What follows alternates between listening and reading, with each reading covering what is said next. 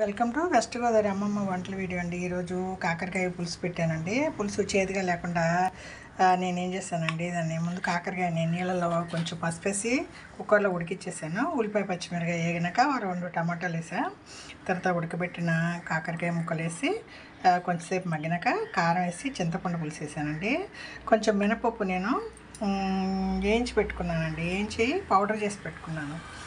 సున్నుగా తిందామనేసి, బలం అనేసి, మోకాళ్ళ నొప్పులు గుజ్జు అది అరిగిపోయి మినపప్పు తింటే కాళ్ళ నొప్పులు కట్టుకు మంచిదని మినపప్పు వేయించి ఒక సున్నులు పిండిలాగా పెట్టుకున్నాను. ఒక్కొక్కసారి ఒక స్పూను పులుసులో వేసానండి. పులుసు చక్కగా బాగుంది, చేదుగా లేదు, మంచి ఫ్లేవర్గా ఉందండి. దాని తర్వాత ఒకే పప్పులు మయం అండి. వాళ్ళు ఏం చేసా, పెసరపప్పు అండి, మాకు గ్రామం నుంచి వస్తుంది పొట్టు పెసరపప్పు. దాన్ని నైటు ఒక పొట్టుతోనే వస్తుందండి. దాన్ని నేను ఏం చేశాను, నైటు ఒక కప్పు ఊరబెట్టేశాను. ఊరబెట్టి నేను రోజు అండి, ఇప్పుడు డైట్ ఉంటున్నాను కదా, ప్రోటీన్స్ తినాలి కదా మనం, దానికి ఏం చేస్తానండి, ఒక కప్పు పెసరపప్పు నానబెట్టేస్తా.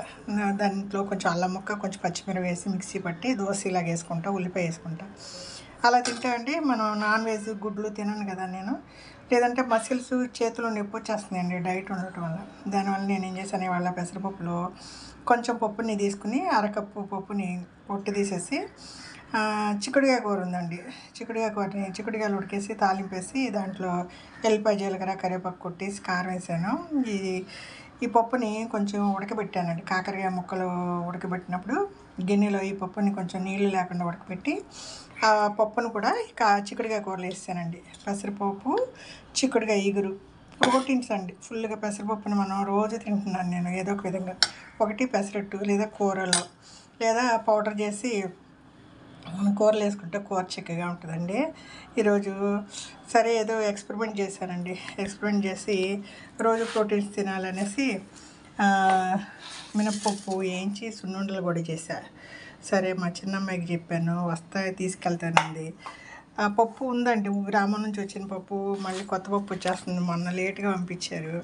సరే అది అవజేసేద్దామనేసి ఈరోజు పెసరపప్పుతో మినపప్పుతో ఈరోజు వంటలండి. మినపప్పు తింటే అండి బాగా మోకాళ్ళ నొప్పులు, చేతుల నొప్పులు అవి తగ్గుతున్నాయి. గుజ్జు ఉంటుందండి దాంట్లో, మినపప్పులో జిగురు మనకి నడువు నొప్పి, చేతులు కాళ్ళు లాగడం అవి తగ్గుతాయండి. ఇది వెస్ట్ గోదావరి అమ్మమ్మ వంటల వీడియో.